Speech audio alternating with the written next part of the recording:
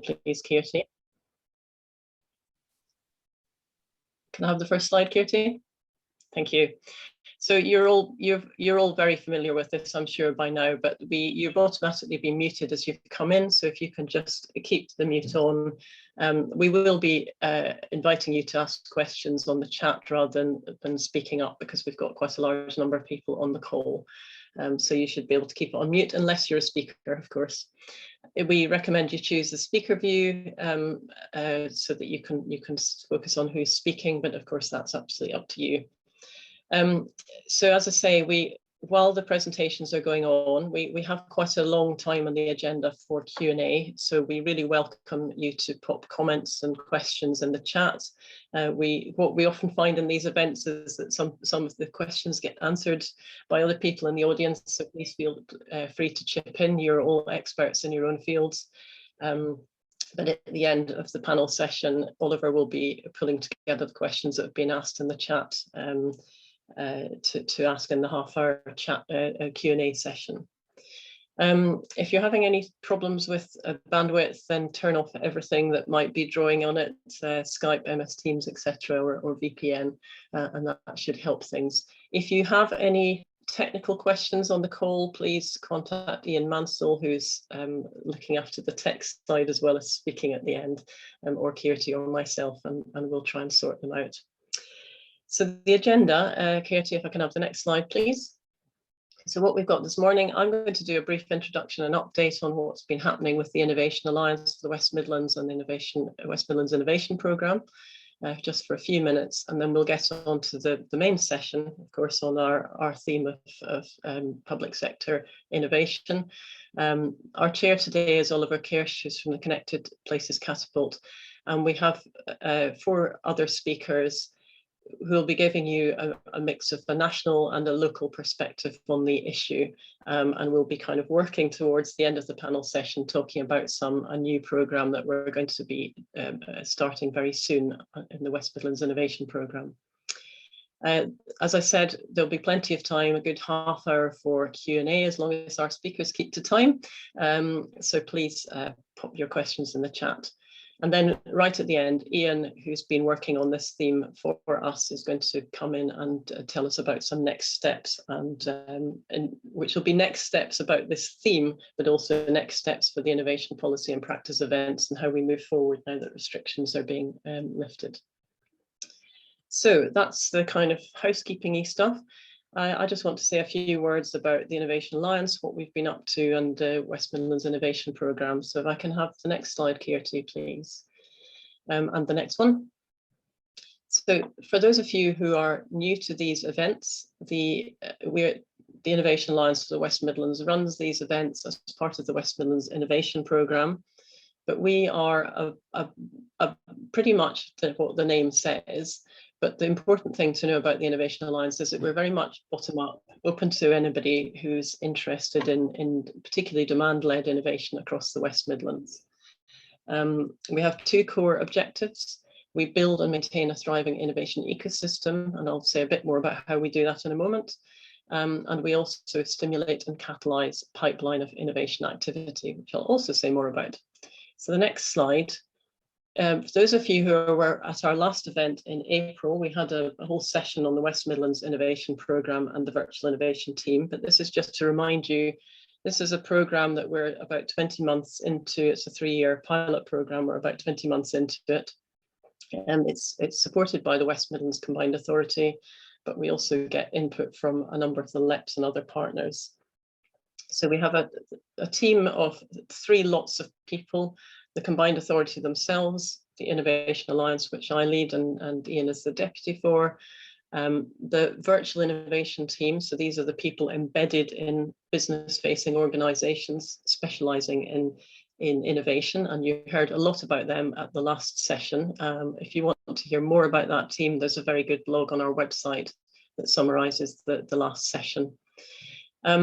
And then at the bottom of this slide are the different programmes and activity categories for the West Midlands Innovation Programme. And I just want to concentrate today on telling you a little bit about a couple of those: the middle one, the networks, and the green one, the projects. So the next slide, please, Kirti. In terms of networks, so I said when I introduced the Innovation Alliance that we're a bottom-up, open to all alliance. And the mainstay of that is that we now, the Innovation Alliance combined with the Virtual Innovation Team, now run 4 thematic working groups. Some of these have been running for over 14 years. Some of them are very new. Across the areas of Smart City Alliance, Innovative Low Carbon, Innovative Health, and the brand new group is our Innovative Manufacturing Working Group. So all these groups run between 4 and 6 times a year. They meet, obviously in the last year it's all been virtual, but we hope to move back to face-to-face meetings. And they are all a mixture of people from the private, public, university or third sector, anybody that's interested in collaborating in innovation. So for each group, there's the contact details there. If you're interested in any of them, please do get in touch with that individual or with Ian and myself, and we can put you in touch. But I just want to flag that the new Innovative Manufacturing Working Group started literally last week. We had our first meeting and we had about 55 people attending. So we were really delighted at the response to that one. And that one will be going forward into the next year. Each of these groups also has a regular email newsletter update to keep you informed about opportunities. So that's right at the heart of the our networking activity, which is why I wanted to flag it. The second thing to flag is that VentureFest West Midlands is going to be happening March next year. We haven't got the exact date yet, but we plan to go back face to face again and hold that in central Birmingham. But if anybody is interested in sponsoring that event, then our sponsorship leaflet is now live, so please get in touch with me. And my last slide, I just wanted to flag up, I also said the West Midlands Innovation Programme supports a series of pilot innovation projects. So these are all intended to fill the gaps in the innovation ecosystem where we think that the support needs some shoring up. So because have been underway for about 20 months now, we have quite a number of projects I've got a couple of projects that have completed that I've not included here, but these are all live or about to go live projects. I'm not going to go through them in detail, but I just want to flag up the kind of range of things that we're supporting. So if you look at the Innovation Engine 3, this is looking at low carbon and how it can engage with the creative industry sector. The Pivot project is actually about getting companies to move to solve problems in the aerospace and aviation supply chain. The Health and Wellbeing Network is about challenges coming from the health sector. So as you can see, we're working across multiple different sectors, often in a cross-sector way, and that's one of the features of the projects within the West Midlands Innovation Programme. And the last project on the list there, of course, is on the theme that we're talking about today, which is about public sector innovation, and particularly digital technologies in the public sector. And Ian will tell you a little bit more about that. Kath will tell you more, and Ian will tell you more about that as the morning goes on, which is my perfect segue to lead into the next bit of the programme and the main bit of the programme, which is our panel presentations followed by discussion. So I just want to introduce Oliver Kirsch, who's our chair for this morning. So Oliver is the lead for the Challenging Procurement Programme of the Connected Places Catapult. He has a huge amount of experience working with public bodies to understand end user needs and converting them into innovation projects. He particularly has an interest in challenge-led procurement, so this is very close to our heart, as you can understand from what I've just said. So the challenge-led procurement leading to innovation and facilitating underutilized public procurement mechanisms to create new market opportunities. So that's what we're all about. We're about creating new market opportunities for innovative products and services and processes. So I will, without further ado, I'll hand over to Oliver, and he will be your chair for the rest of the morning. Thank you, Oliver. Cool. Thank you very much, Pam, and thanks everyone else for joining. I guess I'll just start by saying, for those of you who don't know the Connected Places Catapult, as an introduction, we are a not-for-profit, neutral, independent force for innovation and growth across the UK, particularly in the mobility and built environment sectors. And we work to both increase the supply of innovative products and services and to help boost the demand for innovation by supporting leading customers. And because of the prominence of public bodies across the sectors that I just mentioned, we care an awful lot about public procurement as a facilitator for innovation, which is the reason that we put together our challenging procurement programme with the aim of supporting both of those sets of parties. So if we hop on to the next slide. So very briefly, why are we interested in this space? Well, the public sector spends of the order of £290 billion a year through public procurement. And so there's clearly a huge potential to shape the delivery and improvement of public services and the growth of pioneering suppliers if we can support even a few percent of those funds being spent in a way that better encourages innovation and participation from a broader range of businesses and SMEs, social enterprises. And procurement is clearly the mechanism by which we can shape those opportunities. The CPC programme, as we run it, is all about working with public bodies to position procurement as an innovation opportunity rather than an obstacle, and much of this work involves supporting organisations quite early in the cycle to consider their approach and what it is that they're trying to buy. We also do things like we document and disseminate best practice. We have an ongoing series of webinars, blogs and reports and so on that we discuss various aspects of this space. And we support research in the area. I'll come back to that one in a moment.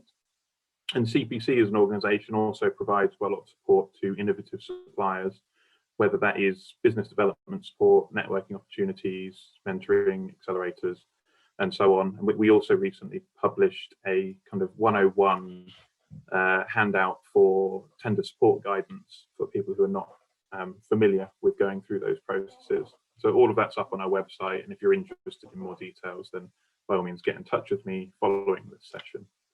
If we hop on to the next slide, so framing up for our discussion with the other speakers. So CPC published a whole bunch of reports across this space in the last year or so, and there are a few kind of tenets of best practice around innovation procurement that we would advocate, some of which is around strong political and organisational leadership to support engagement with innovative approaches and overcome some of the institutional risk aversion that can come with engaging in that process for the first few times. There's also kind of coupled to that a need for public bodies to be open and honest about the deficiencies of their current approaches and the opportunities for improvement, which is not always a completely comfortable process, but is necessary, I think, to open the conversation. We, as we already mentioned, advocate for the increased use of outcomes-based requirements to provide greater room for innovation, and also for those public bodies to provide quite an early connection with suppliers so that both sides can understand where the other is coming from and engage better with these new opportunities. And also kind of sat next to that is about making sure that the tender qualification mechanisms and all the contractual pieces that go next to procurement are also friendly and encourage bids from small enterprises. So across all of that agenda, the government is showing appetite for change, as is kind of well indicated by just before Christmas, they published a green paper called Transforming Public Procurement, and they have subsequently announced that a procurement bill will pass through Parliament later this year. It was announced in the Queen's speech, and a lot of the proposed regulatory changes that sit within that are around providing greater flexibility within the processes. So there's a lot of simplification and consolidation of mechanisms with the intention of providing more space for creativity for public bodies to consider how they might engage with, amongst other things, innovation. CPC published a reasonably detailed response to the Green Paper and emphasised a couple of points in particular which I think are relevant to this debate, one of which is the need to embed innovation quite strongly in these processes by placing a requirement upon UK public bodies to consider whether their approach is encouraging this.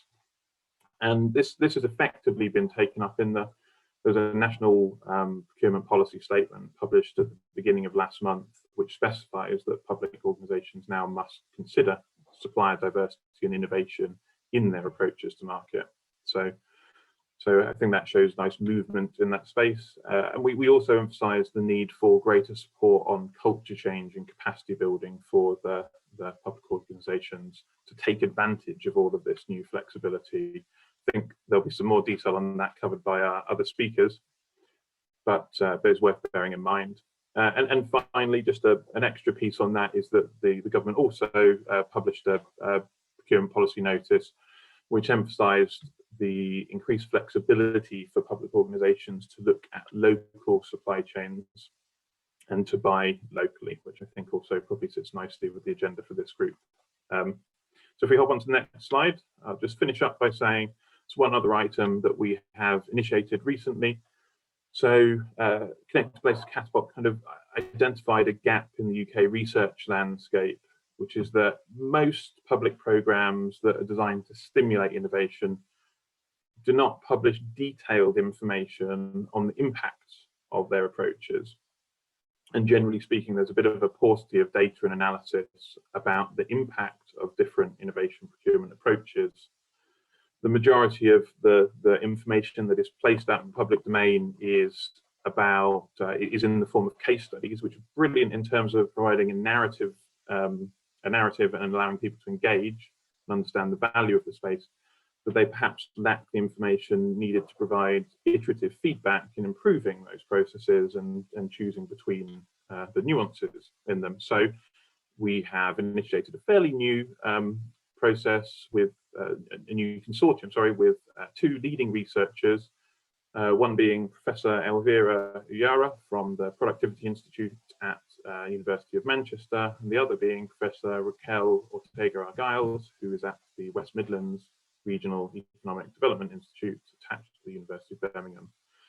And we intend to grow this programme of work, but the function, as I've kind of alluded to, is to improve our understanding and to try and find mechanisms that will provide better quantitative information on the benefits and impacts of the different innovation procurement approaches.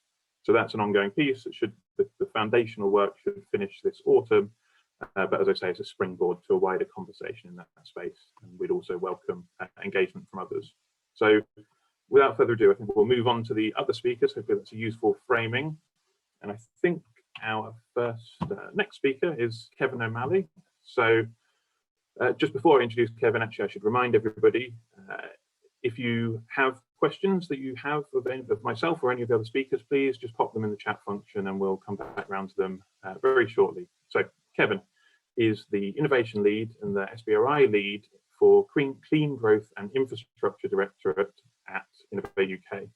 And as part of this role, he is responsible for managing the relationships with regional and local government with the aim of boosting procurement-led innovation. Kevin joined Innovate UK in April 2018, before which he was the City Innovation Team Manager at Bristol City Council, leading the delivery of the authority's award-winning Smart City programme. So with that, I'll hand over. Thanks, Oliver. Morning, everybody. Well, I'm just going to take 5 minutes or so to go through some reflections and some ideas based on my personal experience working in local authorities and now working in Innovate UK. But also, Innovate UK has just conducted some research around barriers to local authorities onboarding innovation to address their net zero ambition. This is a very new report, so some of these findings are not yet published, but I just wanted to sort of try and bring some high-level ideas together that might go through some of the challenges that local authorities and businesses feel in bringing innovation on board, and potentially just touch on some of the solutions that might be there. So if we can just skip on to my slide, marvellous. So it won't be a surprise to anybody in this conversation that procurement is an extremely powerful tool, both operationally, in terms of bringing on new, more efficient and effective solutions to complex problems, but also as a strategic tool for addressing issues like levelling up or or net zero broadly. So I think it's extremely important to try to address some of these barriers in order to make the best use of procurement as this very effective tool in delivering operationally and strategically. So one of the first areas that really comes to mind when we're looking at how authorities can bring on board innovative services and goods is around skills and capabilities. Inevitably, innovative products and services are complex and they can cover a range of different new technologies. And I'd say it would be unusual in local authorities to have expertise in, let's say, graphene, big data, autonomous vehicles, because that's really not where local authorities draw their skills. So that means that there's a mismatch between the understanding of what is out in the marketplace around these innovative services in a local authority. I also think that this is something that sort of in my mind is a not necessarily tested idea, but I think there's a sort of mismatch of trust between businesses and local authorities.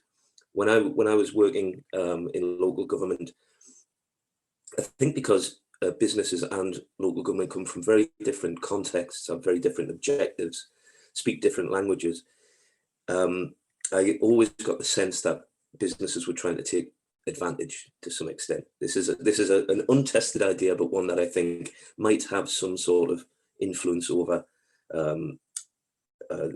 creating barriers between business and the local government, public sector. A key issue for me has always been around how local government and the public sector generally organises itself and its budgets, because the complex problems that need to be solved with innovation don't necessarily sit very neatly into directorate or divisional structures, and without having a sort of broader, more systemic organizational and budget structure, it's going to be very difficult to resolve some of these complex problems. Since I've been working at Innovate UK, I've always heard from SMEs how difficult it is actually to access decision makers, the right people within local government. I get the sense that it's less difficult if you're a larger organisation. I often characterise this as them having the ability to come through the roof to talk to the mayor or the most senior person in the organisation. Whereas if you might have an extraordinary innovation, but if you're a very small company, you just can't get that access to the right people. And also the sort of final thing is a cultural thing around how local authorities necessarily operate. They are bureaucratic to some extent, but and also risk adverse, because they need to be constant, established, consistent, and that isn't necessarily the context that innovators understand or want to collaborate with. So some of the ideas, some of the thoughts that I might have around how that circle might be squared and more innovation could be brought by the public sector. I think the key thing, and people in this region are extremely fortunate to have the Innovation Alliance there as an asset.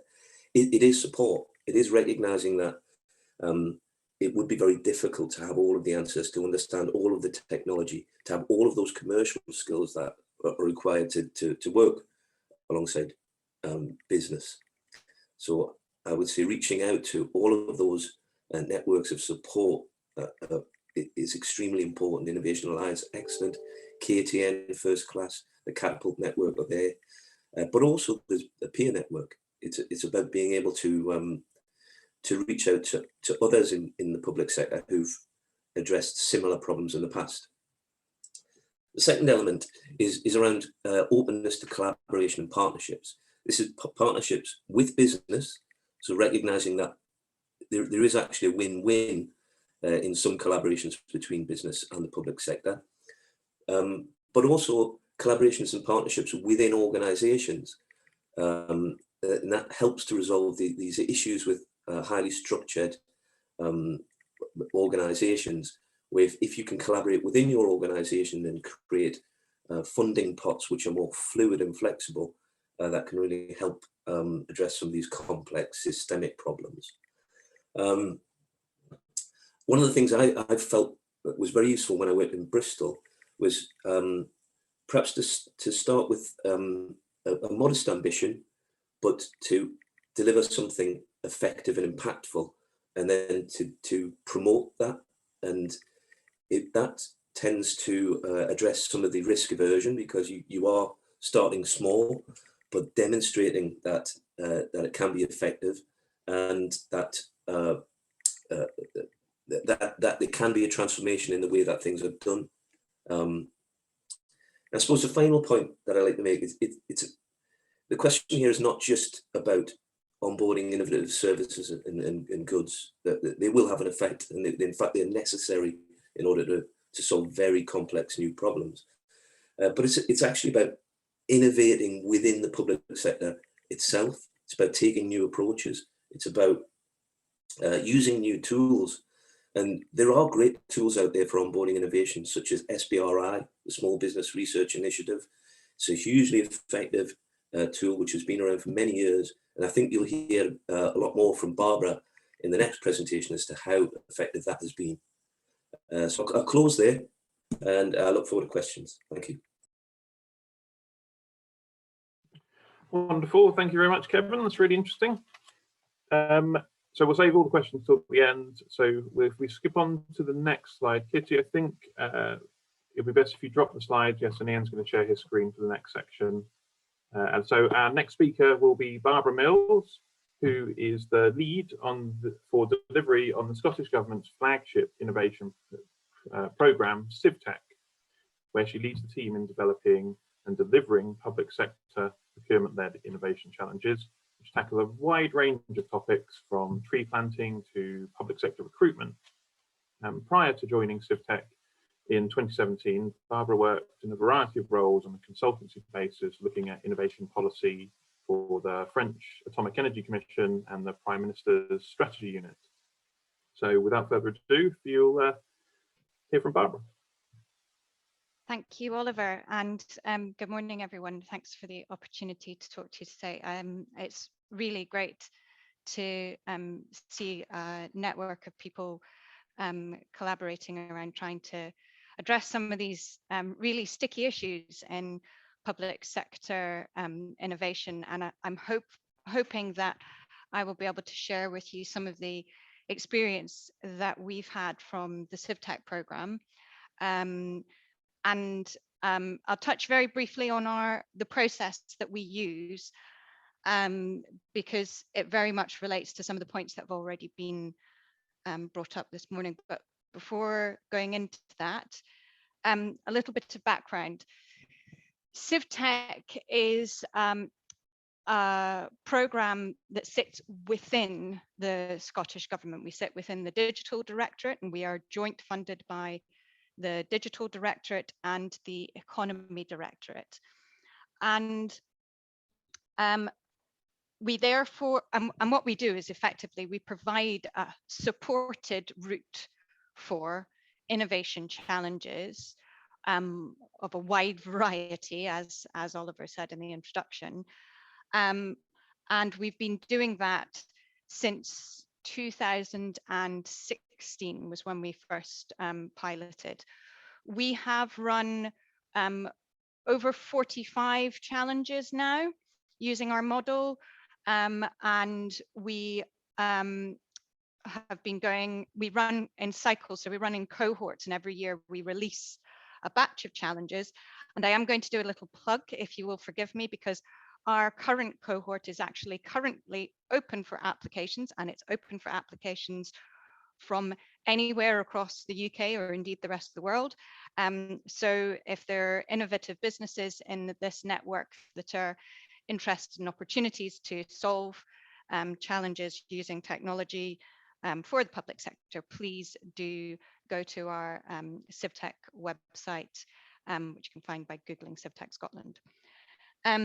but to come back to what it is we do, CivTech was born out of the problem that the digital directorate had within the Scottish Government, which was actually all focused, which was summarised by the question, how do you procure something that doesn't exist yet? And as the other speakers have touched upon, there's a variety of different challenge-based approaches that really help to tackle this issue, because if you can't write a specification for something, how do you go out and get that innovation into your organization? You start with the problem you want to solve and not the solution. And we really have that as a mantra in our program, because if you want to take that sort of outcomes-based approach to getting innovation into an organization, but you need to be able to shape that around user needs by helping organizations to know, understand, and to some extent love the problem that they want to solve, and by supporting them to then put the definition around that, as well as work through a flexible contract process that I'll come on to in a moment, you can successfully, without writing specifications, get innovative products into the public sector. And what we do at CivTech is we have a model that combines public sector procurement and the accelerator model with a whole sort of set of support that goes around it. If I could have my next slide, please. This slide sets out the process that we use. And what we do is we start by defining challenges. And challenge definition is a big part of that. How do we understand what our user needs are? And we are developing a more sophisticated approach around that as we progressed. We then have a selection process that includes an exploration stage. And what I would say is, compared to a lot of SBRIs, we use a very short exploration stage, because what we're looking to do in that exploration stage is work with a variety of different companies that may have a solution. And what we're really trying to get them to do is refine their proposal and show us a bit of how they work. And at the end of the exploration stage, we then reassess the resubmitted bids. And we go into an accelerator stage. And this is the accelerator program is a program we run ourselves. I know there are a variety of different accelerator models, and Connected Places have a lot of experience in this area. But just to highlight from the point of view of what we do that's maybe slightly different, our accelerator stage combines the public sector procurement and the support for challenge sponsors to work flexibly with the suppliers they're working with. So we have a process which allows for pivots. It allows for changes in the product scope. It allows for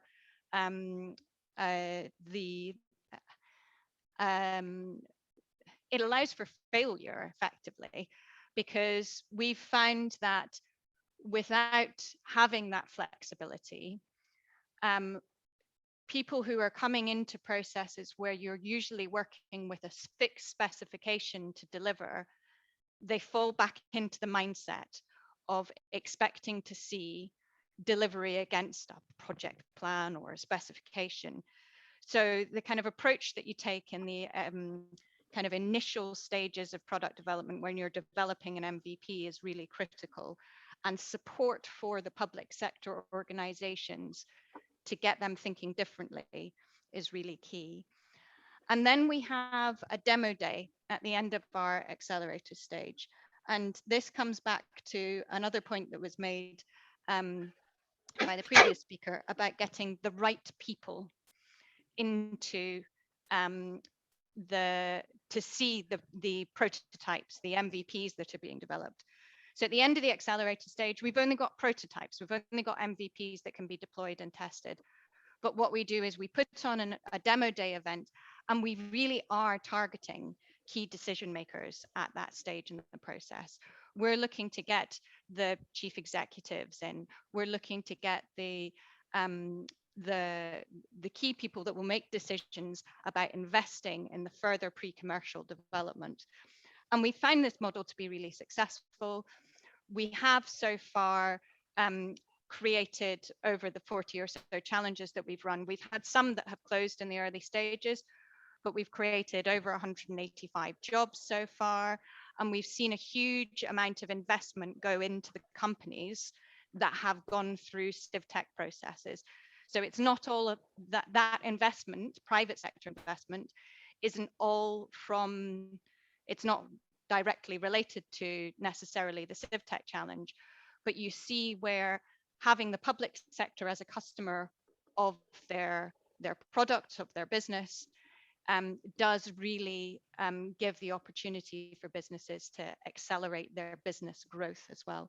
So that's just a very quick whistle-stop tour of some of our processes and how it relates to some of the points that have been raised so far, and happy to take any further questions later in the session.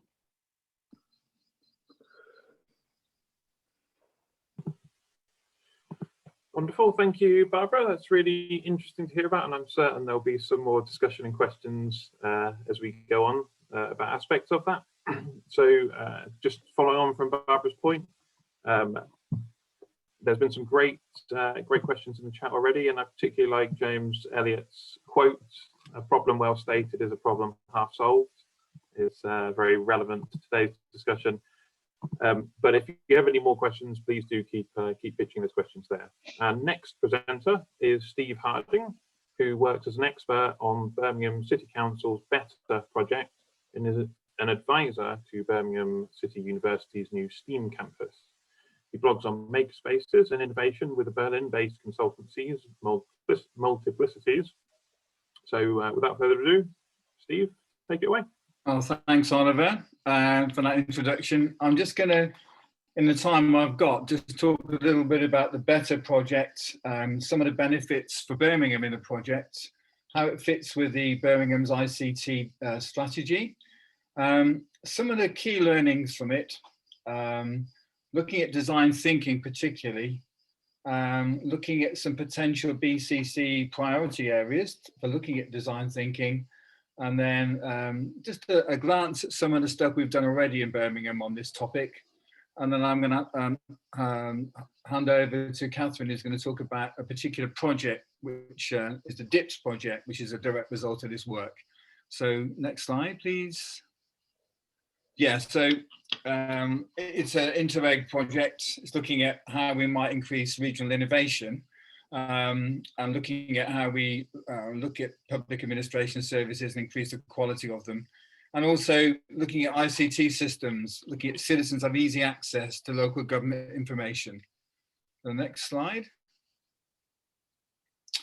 So really, for us, looking at the Better project, we're really keen to look at how SMEs can get involved. And some speakers already have talked about this. And the context is really some of the challenges faced by a city like Birmingham. Looking at big data challenges, data management, air quality and transport. So next slide. And looking at the strategy that the ICTD strategy published in 2016 by the council, you know, very much their sort of cry de coeur at the beginning is continuing with the current BCC approach to ICT is not a sustainable way forward. We've got to simplify, standardize and share.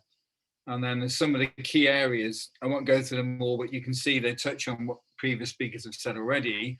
The last one, there's a specific mention to DIPS, which is digital information in the public sector. So very much a green flag there for us to do something in this area. So next one, please. So what have we learned so far? I mean, we've been working with other cities on this, which has been really helpful. So Havle in Sweden, Tartu in Finland, Genoa, Italy, and Hungary as well. We've done a lot of, we found that some of the key things there are, looking at user story mapping, looking at how people use services, creating data within the project rather than building on top of the old data, building up trust, and also looking at some of these projects, what actually difference would it make? How would it be noticed by citizens in Birmingham? And this notion of prototyping and testing new ideas, and also getting citizens involved in planning, participatory planning particularly, and then the issue of SMEs access, and actually design thinking as an approach. So if you go to the next slide. So these are some of the potential City Council priority areas for innovation and IT. As you can see, they are pretty wide in scope. Everything from looking at innovation culture in the council to safeguarding policy, looking at VR and AI for independent living, a key thing. And then the city as a platform, and issues such as immersive learning in schools.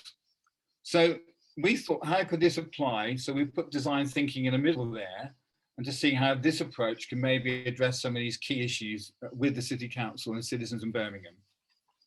So next one.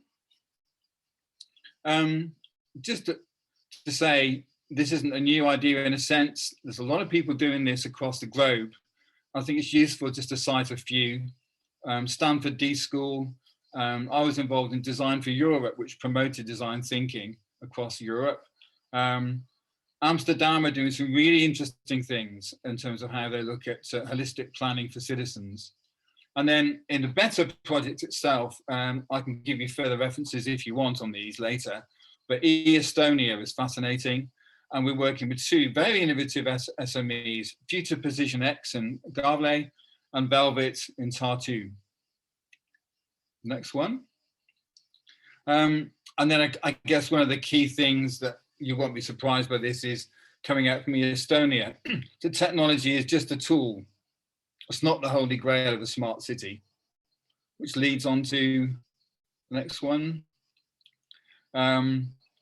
Looking at how really we can think, how does this design thinking approach work with the City Council's ICT and strategic priorities? And this is looking at some of the, I guess, the building blocks for the DIPS program.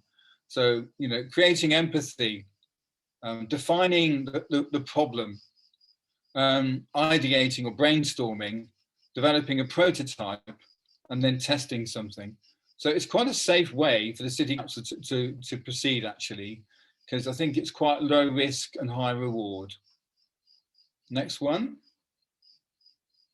And I just wanted to kind of reflect on this, because sometimes when I think particularly in Birmingham, we sometimes forget what we know. And some of the things we've been doing actively, and I just picked out two examples from local things, is cross-innovation, where sectors are working with each other, and the STEAM House initiative, which is looking at how the arts and the science combine together. And we're building a new campus in Birmingham to look at this very issue. The next one.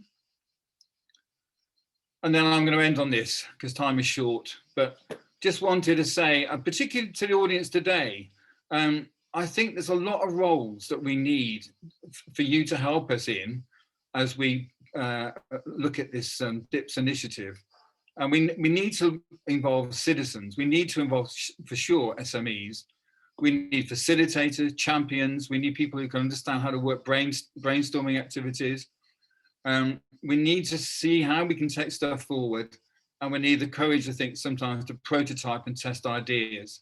And then to have this iterative loop all the time with our stakeholders in the city. So I think there's plenty of roles which we would seek to embrace with our Birmingham stakeholders with this design thinking approach. So I'll finish there, and thank you for listening. Fantastic, thank you very much for that, Steve. There's a lot of really interesting detail in there for us to get our heads around. And so all I'll do is introduce our final, last but not least speaker, Catherine Fuller, who is the Head of Innovation at the Bruntwood SkyTech, looking after all of the business growth activities of the Innovation Birmingham campus. Kath has worked at the campus for 8 years and has managed the Serendip Challenge-led innovation work since its inception in 2017. Hi everybody, lovely to see you all this morning. So as Oliver just said, thank you Oliver, I work for Bruntwood SkyTech, so we look after the Innovation Birmingham campus. I'll just put some context for any, in case anyone doesn't know it. It's a 3-building site at the moment. We're just building the 4th now. We've got about 80 companies on site, SMEs mainly, and we do lots of work with them to help them innovate, build, connect with the regional ecosystem and their national and global markets. We also do lots of corporate involvement work, access to innovation, which is demand-led work, helping them find solutions to their challenges. So the corporates that we've worked with are people like Barclays, National Express, Tata Motors, currently Balfour Beatty and Bouygues, and HS2. So in lots of different sectors. And the aim of the Serendip programme is to provide those corporate partners with access to innovation, and that demand-led experience is what we're bringing to the DIPS proposal. So next slide, please, Katie. So I'll focus on DIPS now. So the purpose of the DIPS project, as has been kind of alluded to and mentioned, is to help Birmingham City Council and local authorities generally to look at more innovative ways of dealing with procurement of public goods and services. The way that we're going to do that through the DIPS pilot is through using a challenge-led approach that is formulating challenges through the design thinking that Steve's just talked about, and then matching them to innovative solutions that are already existing in the regional base, potentially not in the sectors that they're being selected from, but ones that we can pivot to solve the public sector challenges. So the reason for the DIPS project is because the Innovation Alliance and Combined Authority did a scope and study, and that showed that our SME base in the West Midlands cited procurement into the public sector as being one of the biggest hurdles they have to encounter. And also since 2019, well, over time, government funding for local authorities has fallen in real terms by a large percentage and reduced their spending power dramatically. And we're coming out of pandemic and really need a way to accelerate our recovery. And so this project feels like a good way to provide more market opportunities to SMEs, but also allow the local authority to become more flexible and cost effective with their procurement plans. So in terms of the challenges that we're looking at in the project hasn't officially started yet, so we haven't kind of defined challenges as such, but Birmingham City Council had already done a piece of work to kind of look at areas within the council that have got procurement challenges coming up over the next 18 months. And some of those areas were places like the Neighbourhoods Directorate, Education Skills, Inclusive Growth, Adult Social Care. And there are some digital technologies which are already there, seeing the market move on and use that they're not currently yet. So there's definitely scope for us to find challenges in those areas, and I'm sure lots of once the project started and the design thinking part of that project has started, then we'll be able to really narrow down on which areas will be the chosen ones from the City Council that will focus the DIPS project within. Next slide, please, Kitty. The outcomes that we're hoping to get are obviously to articulate some challenges through that design thinking methodology, also to broker some innovation opportunities for 15 SMEs. We'll choose those based on the ones that are best fit to the challenges stated by the public sector. And then 5 of those solutions will prototype and do public trials and test their success.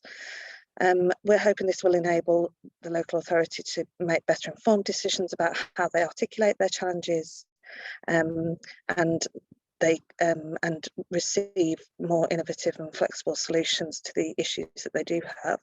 It will allow more cost-effective solutions to come forward and reduce barriers to entry for the regional business space. So hopefully accelerating our recovery from the pandemic from that point of view. Next slide, please. Sorry about my rubbish word art. I will get this properly done by a graphic designer, but I thought it was useful just for you all to see what the project looks like in general. This is often an internal project working document, so you can kind of ignore the work package. This is just how I sort of formulate things in my own brain, but generally you can see in the blue the way the project will work, which is to have it will start with the designing process with the City Council, sort of open minds there, and help us really nail down what the real challenges are that we want solved. Once that challenge articulation piece has happened, then we will identify SMEs, so we'll push out the challenges, much like Barbara was talking about in the CivTech model, and put calls out to try and get the best solutions in to solve those challenges. And then we'll run a process which is our Serendip process, kind of like an accelerator, to help those ideas best achieve a good fit with the council problems. So they'll prototype and iterate the design of their solutions to make sure that it becomes the best fit with the City Council, and the five best ones at the end of that process we will actually go into kind of a prototype and trial with the City Council. So that's the scope of the project itself. Next slide, please. The Serendip project model, just so you're aware, for those who haven't heard of it before, is similar to the CivTech model that Barbara shared. We scope the challenges, source innovators, select the top prospects, basically, and then develop solutions before we facilitate commercial outcomes and assess usually corporate gains, but obviously in this case, it'll be gains for the public sector. So the programme itself has been running since 2017, and we've had really great success in the corporate market. The most recent cohort was the HS2 one, and they benefited from over £1 million in funding that they managed to win during the course of the accelerator to build their products and services. A lot of that from Innovate UK, actually, Kevin, and then 90 growth activities, 80 commercial activities. We did 8 commercial trials in that cohort, and it resulted in over £200,000 worth of commercial contracts for those SMEs. So we'll be hoping for maybe slightly smaller, because that's a bigger project, but similar results in terms of the kind of hard results from the DIPS project for the SMEs and also the City Council. Next slide, please.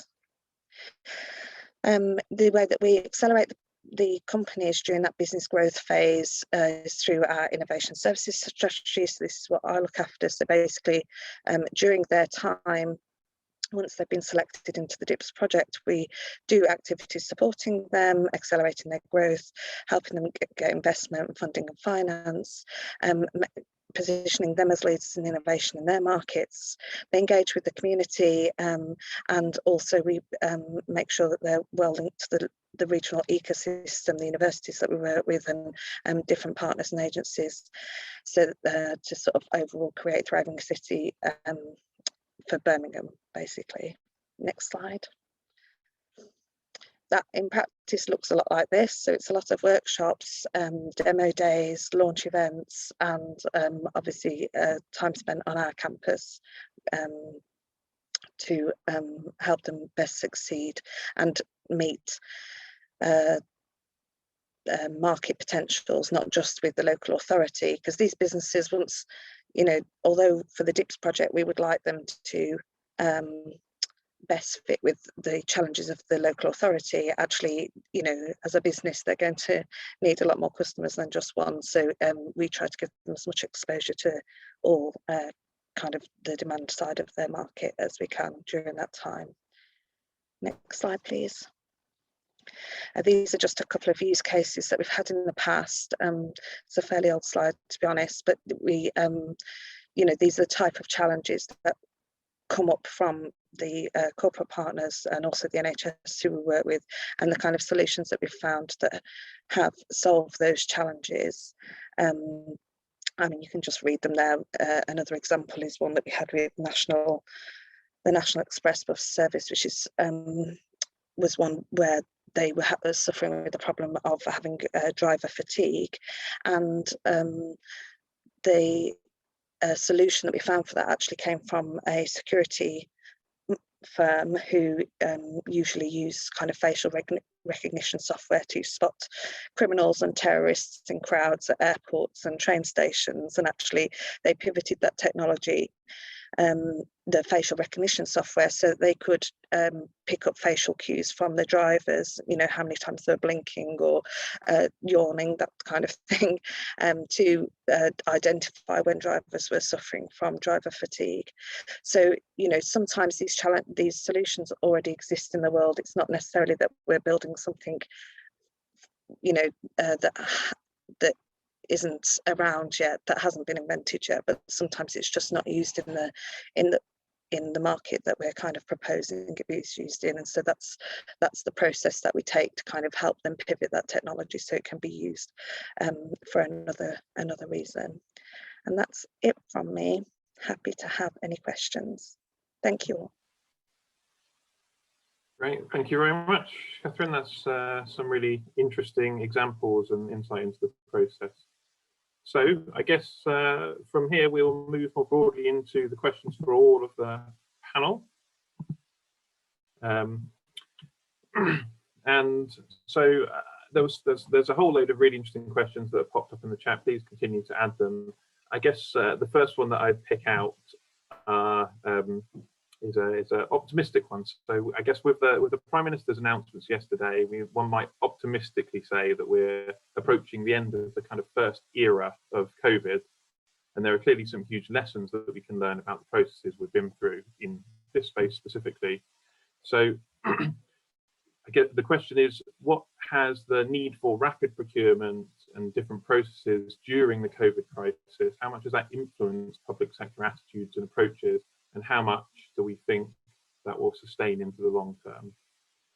I think, Kevin, there was some SBRI activity around this space, so maybe you're a good starter. Yeah, there was indeed, and I think it was demonstrated what a rapid spin-up tool at SBRI can be in solving problems that are extremely complex or unexpected. Innovate UK themselves ran two competitions. One was a fast response competition, which was aimed at, I suppose, overcoming those initial challenges, particularly around developing PPE and making that available. But secondly, there was a really interesting SBRI program I was involved in setting up, which was around recognizing that in recovering from the economic downturn caused by the pandemic, we could purposefully aim towards a greener recovery, contributing towards net zero. And that competition was the largest SBRI competition that Innovate UK has ever run. It was extremely popular with businesses, and it covered a whole host, a panoply of really creative ideas for building back better from the pandemic. So I think our experience of using more creative, innovative tools, as well as bringing forward innovation around the pandemic was really, really positive. That's really interesting. Thank you. Yeah, the point about setting a new vision for the future is really powerful and relevant to that. Barbara, do you have an equivalent experience in Scotland? And yes, I mean the whole sort of circumstances of the pandemic did obviously prompt a very significant shift in approach from a procurement point of view. But and some of the things that we actually saw in the way of innovation and procurement were about the supply chain management and things. So we had some excellent examples of our procurement teams using technology to help identify when they were actually trying to identify suppliers of PPE, be able to identify effectively the legitimacy of the sources that were bidding for those contracts. And those tools had a massive impact. And actually, from the point of view of impacts on procurement teams, it was the procurement teams themselves seeing the opportunities to approach things slightly differently, because they had to find ways of doing that sort of due diligence and things differently to be able to respond quickly. That's had an impact. I'd say the bigger impact has been less on the procurement routes per se and the kind of speediness of procurements, because in many ways we already have the routes. We have things like SBRI, and I should say CivTech runs using the PCP model for pre-commercial procurement. And I think that what was more important was maybe a bit of the sort of mindset side of things from the point of view of the public sector as a customer, because we saw this massive, rapid, the much used cliche now of that we saw 7 years of digital transformation happen in the space of 7 weeks. And I think what we've seen coming off the back of that is a different mindset in the type of sponsors we're having coming forward, and their appetite to move quickly, because they've now they've been under those circumstances where they have had to undergo change so quickly out of necessity, but they've seen some real benefits from that. And that's something that we're seeing kind of continue in terms of that appetite to move faster than maybe previously would have been the case. Okay, that's really, really interesting to hear as well. Catherine, Steve, do you have insights in your experiences of this, the changes that COVID's brought? Shall I go? I think I'll speak what was just been said about the rapid change and what we can do. Catherine, sorry, Catherine, could you mute just for a moment? Go ahead, Steve, sorry. Okay, sorry. Yeah, there's a bit of feedback there, wasn't there? Sorry about that. Yeah, so I think mindset might be a key thing. I think we talked a lot about technology. I think a lot of it's going to be about culture, trust, and also skills, and making sure. I'm sure we have the people who can fulfill these new types of roles. And I'm picking at what Pam says about jargon as well. I mean, some of this is stuff we've always done. We're kind of refocusing it, and the way people really quickly learned to use technology. So, even me in my advanced years, I was into Miro and stuff and Zoom, and I thought, my God, this is amazing. So, you can actually do a lot of stuff remotely now, and quickly and pretty effectively, actually. So I think there is a good moment now to seize. So that'd be my view. It could be a very good time to start doing new things. Thank you. And Catherine, please go ahead. Yeah, I mean, similar to what Steve said, really. Obviously, the Innovation Birmingham campus is a digital tech campus, and some of our customers, I mean, obviously there's been some victims of the pandemic, but there are also some customers who've had amazing success in this time because of the shift the shift that others have made so quickly to pick up on digital technology and make that relevant for their businesses, whilst we've all been locked in our homes and different things. So I think the some of these tools and devices,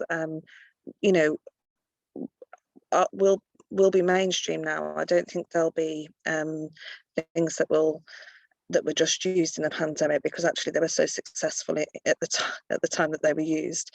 So I'm hoping that some of that will cross over into the public sector, and obviously through the DIPS project, hopefully we'll be able to make some of that kind of momentum, move to the public sector as well. Great, thank you. Yeah, I absolutely think that that's the key, is is finding ways of making those changes and cultural changes sustain into the future. So,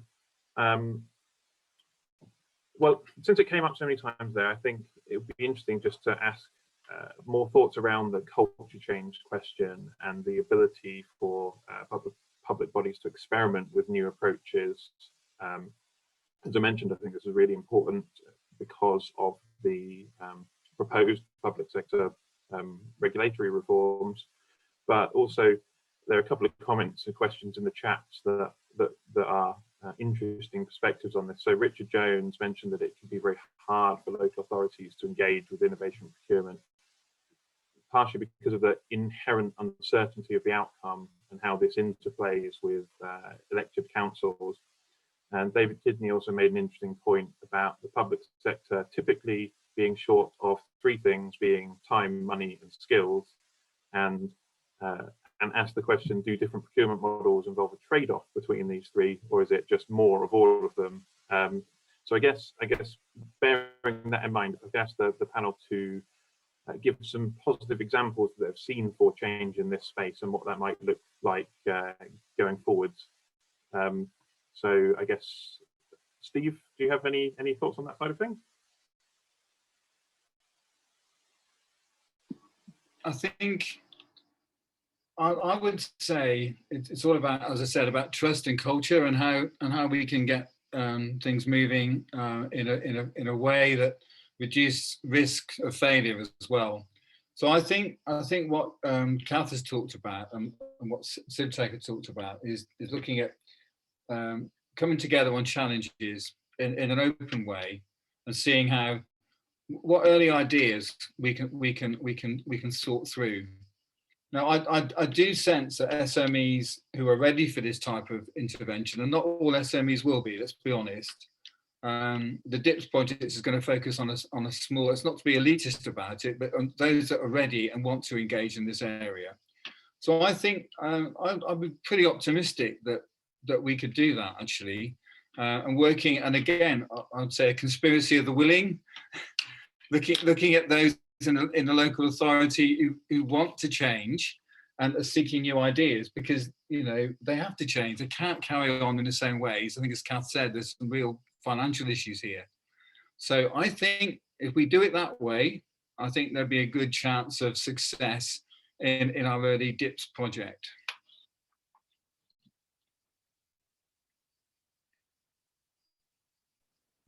Muted.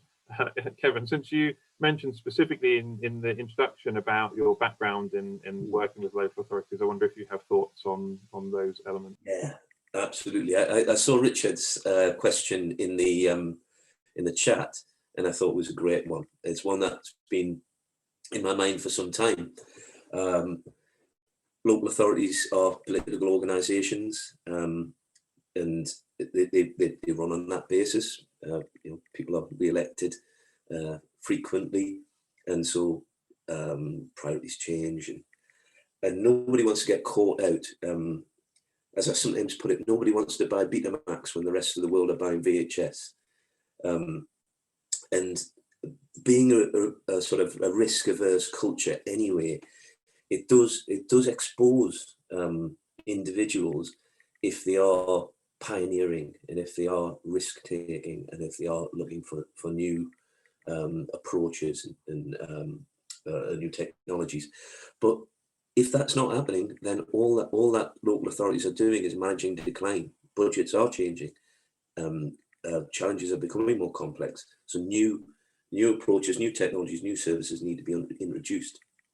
One of the things that's been in my mind for a while is that a way to, I think, perhaps to undercut some of that risk and risk aversion is to collaborate between authorities. So perhaps if there were 4 or 5 authorities who recognise they have a shared challenge, they could collaborate, and therefore whatever the solution is that they come up with, perhaps using a tool like SBRI, will be interoperable. It'll be a shared tool. The risk is shared. The costs are shared. The cost of procurement as well as the cost of bringing the tool together, and it makes that activity more attractive to business. Business will be certainly more willing to work with 4 customers than 1, And SBRI as a tool anyway has mechanisms built in which reduce the risk. SBRI takes a phased approach, so it's not about committing massive amounts of money up front for something which you don't know what it's going to look like or how effective it will be. It's a tool which enables you to run a short sprint to explore the feasibility of an idea, and if it's not going to work, then you can bail out and look for something else. So yeah, I think collaboration across a number of different organizations reduces that risk. It means that that risk is shared, but also it creates a much more attractive market opportunity. Thanks, Kevin. Those are really helpful comments that I would absolutely endorse about phased de-risking of the change that you want to see, and particularly that demand aggregation piece. As challenging as it might be to set up, absolutely benefits the market side as well as the public sector. Catherine, did you have some thoughts on this? I mean, really, what Kevin said is probably the answer to the question. But I suppose from our side, when we've worked with the NHS or other kind of half public agencies, I guess you know, the main thing is we're not suggesting that all, you know, in the case of Birmingham City Council, we're not suggesting that all of their procurement becomes innovative. You know, there's some things which it makes total sense to have an approved suppliers list, or, you know, if they're, you know, needing to buy pens, for example, you know, there's no need to make that any more innovative than it needs to be. And so this is just one route to procurement with the council, and we can kind of ring fence the risk in the way that Kevin was talking about, you know, that actually the kind of challenges that we look for and the procurements are just, you know, a small example or scale of the overall procurement that's undertaken by a city council. So I don't think we're suggesting that all procurement the council does is done in this way particularly. So hopefully the risk is kind of shared across the whole budget spec. Thank you. I agree with all of that as well. And Barbara, do you have any different perspective on this? I mean, I would massively endorse everything that has been said so far. So yes, start with a conspiracy of the willing. There's an element as well of choose your challenges carefully. If what you're trying to do is achieve buy-in with key decision makers, there's a stage we're going through right now where I would say what we started with the CivTech program was focusing on challenges that were maybe at the nice to do end of the spectrum. They were they were not part of kind of the core delivery of services necessarily. They were where there was something that was a distinct and clear problem that somebody had the buy-in to want to solve, but they weren't, if you like, business critical, and that helped to kind of prove the process before it being focused on something that was a kind of critical service area. And then again, shared challenges, absolutely, yes. We are encouraging more and more. We work with local authorities, but we also work with NDPBs, departments of the Scottish Government, etc. And shared challenges work much better because of all the points that have been made so far, but also because you often get access to more data on products that are more potential use cases. You get a better and more rounded picture of a problem that's going to be a scalable problem and therefore a scalable solution to that problem. The one thing I would add in terms of this trade-off between skills, time and money, and I came from working in local government actually down in Essex, so I absolutely understand kind of the pressures that people are under and how trying to get people to spend money on innovation can feel like a kind of a luxury as opposed to something that they really need to do, especially given the comments that I made just a moment ago. I think that's why, you know, you mentioned some of the work that's being done around developing the impact evaluation of innovation programs. we really, really need that. We are seeing evidence from Civtech that after 3 years of running, we have both material challenge sponsor benefits in terms of addressing the challenges that they solve themselves, but also economic benefits. But we're still not packaging that up in a way that is able to say, right, well, there is a case for investing in innovation. And frankly, the economic argument is going to be the strongest one. This creates jobs. It grows businesses. It's not going to do that in every single case, but the overall investment in supporting these as programs does have positive economic impact. And if you're going to do that regionally focused, that's going to have, you know, revenue benefits, etc. as well. So I think that I don't think that the answer's there, obviously, but I'd very much welcome kind of being part of that sort of those discussions around impact, because we definitely recognize it's a struggle to get people to put money in to supporting these types of programs. But that case becomes so much stronger when you've got a clear articulation of what the benefits of these programs are in terms of, we see it as jobs created, and more thriving businesses in areas that have potential for growth.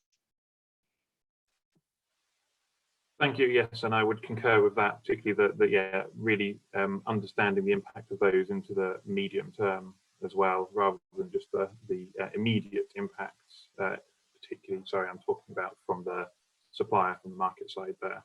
I think understanding that would be to everyone's benefit. Right, so we are rapidly approaching the end of the session, but I think it would be great to hear just a one-sentence closing thought, if possible, from each of the speakers. So I will go around. Catherine, do you have any particular insight into this area that you would share? Just one sentence. No.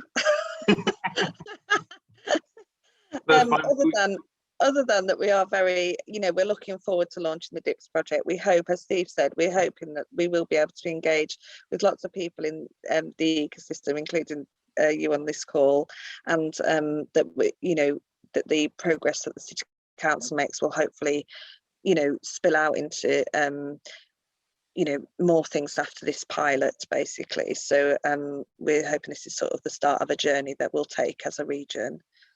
Perfect, thank you. Yes, I very much look forward to seeing the progress of that. Sorry, I should say, Ian has a quick announcement he wants to make at the end, which is why I'm trying to tie this up quickly. So, Steve, do you have a closing thought? Yeah, I liked, I found the discussion really good. So it's a really good session today for me.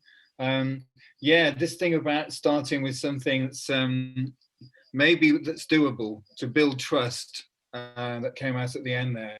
I think that's a really good idea. And I suppose the second thought is start evaluating impact now.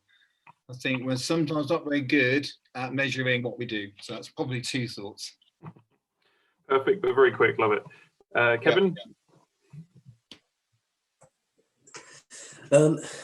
I'll reduce it down to one word: collaborate. I think it's collaboration that's the fuel for all of this stuff. It's collaboration across different divisions and directorates within local authorities. It's a collaboration between different local authorities, collaboration with agencies who can support and bring technical knowledge to bear. But also, I would view this as a collaboration between business and the public sector. And that's where the best outcomes are going to be driven. If it's not seen as oppositional, it's seen as something where everyone benefits. Brilliant, absolutely endorse that thought as well.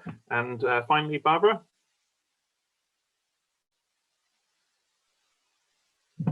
So I'm going to sort of have a little bit of a provocation, if you like, starting from the place of our mantra: start with the problem and not the solution. What if, when you're looking at these challenges, you were to look not just at having organizations define these challenges, but what if you put setting some of these challenges into the hands of citizens? and not just setting the challenges, but then the processes that come after it. That's where I'd really like to see more of our work going. And I'd like to wish you all the best of luck with the fantastic work. You've got such a great place to be starting from with all of the work that's been done already. And yeah, very best of luck with it. Fantastic. Thank you very much for that. Apologise to those whose questions I didn't get to. There's some other great ones in there, but now I'll just pass over to Ian to close. Perfect. Thank you, Oliver. And I've got 5.5 minutes, so I'm going to quickly wrap this up. But it was so interesting to hear from you all. I mean, the kind of Connected Places Catapult Innovate UK kind of angle on the government's appetite for change and the power of procurement for more efficient solutions. It's really excellent to hear that from you guys. CivTech, Barbara, thank you so much. The kind of challenge-based Scottish government approach is absolutely something that we're striving for here. So so let's wish ourselves luck as well of the coming months. And a huge thank you to Steve and Kath, who have obviously been doing so much work with us around what this looks like at a kind of West Midlands level. So thank you for that. Moving on to the next slide, please, Katie. I just wanted to finish with a bit of a call to action to everybody in the audience. And this is really kind of reiterating what was said by Oliver and Connected Places Catapult. We're really looking to kind of collect and identify examples of best practice, basically, where you've kind of successfully deployed something similar. If you've got anything like case studies, evidence of impact, and any wider outputs identified that we've not particularly discussed or even thought of through the kind of discussions today, we'd love to hear more on that. My email address is there. If you could just move on to the next slide, please, Katie. What we'll also be following up, as Pam mentioned at the beginning, this has obviously been about procurement, but we also want to take the opportunity to get your feedback on the future of our events. And we, as our kind of stakeholders, as the Alliance, we really want to hear your views on that. So we'll follow up with the post-event survey. Obviously, we want to hear how we did today, how you found the whole session went, but we also are really interested to understand your preference on future event delivery. So, you know, do you want to get back to in person? Do you like it all virtually, or do you want to see a hybrid approach? And also our start times. We used to hold these as breakfast events. Remember the days when we used to have amazing hosts that would put on hot breakfast for you in the morning, starting at 8 o'clock. Is that something that you want to get back to, or do you prefer the 9:30 a.m. event start times? And just as a close, if you've got any suggested themes for these types of events you want to hear in the future, then please do pop your ideas over to us. You know, this is your Alliance, so obviously we want to fit with your needs. So do please do that. So next slide, please, Katie. The last thing to say to absolutely everybody that attended today, whether or not you were a speaker, a chair, a part of our team, a delegate, a big, massive thank you. These events don't happen without you guys. And we look forward to seeing you at the next one in September. In the meantime, we'll follow up with the recordings from this session and the presentation decks and a bit of a write-up and a blog, so you can absorb it all again at your leisure later on. So without further ado, a great big thank you. I'll let you get on with the rest of your day, and we look forward to seeing you again soon. Cheerio. Thanks, everyone.